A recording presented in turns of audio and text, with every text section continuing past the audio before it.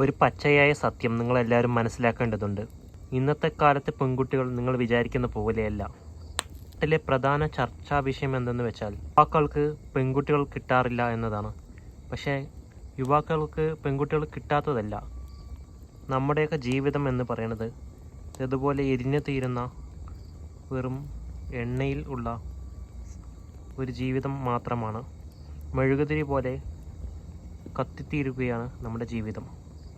ഈ ചെറിയ ജീവിതത്തിൽ നമുക്ക് നേടാൻ കഴിയുന്നത് നമ്മൾ നേടിയിരിക്കും. പക്ഷേ അവർ പറയാറുണ്ട്, ജോലിയില്ലെങ്കിലും കുഴപ്പമില്ല, പക്ഷെ അവനിക്കൊരു പെണ്ണ് കെട്ടിക്കൊടുക്കൂ, എങ്കിലും അവനിക്ക് കുറച്ച് കാര്യക്ഷമത വരും എന്നത്.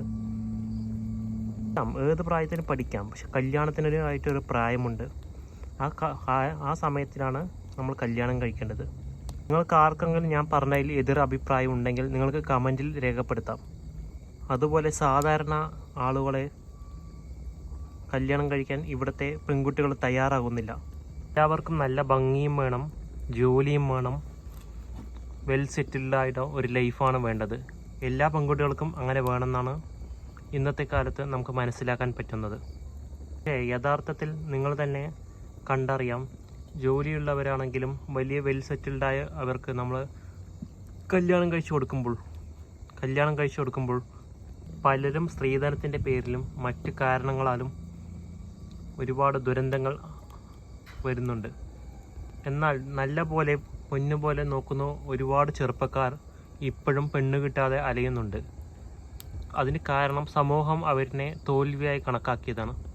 ഒരു പെൺകുട്ടി സാധാരണമായിട്ട് ചെറിയൊരു ജോലി ചെയ്യുകയോ ചെറിയൊരു കച്ചവടം തുടങ്ങുകയോ എന്തെങ്കിലും ചെയ്താൽ സക്സസ് വുമൺ എന്ന് ഈ സമൂഹം പറയും. അതേസമയം നമ്മൾ ചെറുതായിട്ടൊരു ജോലി, ചെറിയ സാധാരണ ഒരു തട്ടുകട ഉണ്ടാക്കിയിട്ട് നമ്മുടെ ചെറുപ്പക്കാർ ഏതെങ്കിലും ഒരു യുവാവ് തുടങ്ങിയാൽ അക്കോർഡിംഗ് ടു സൊസൈറ്റി അവനൊരു ഫെയിലിയറാണ്.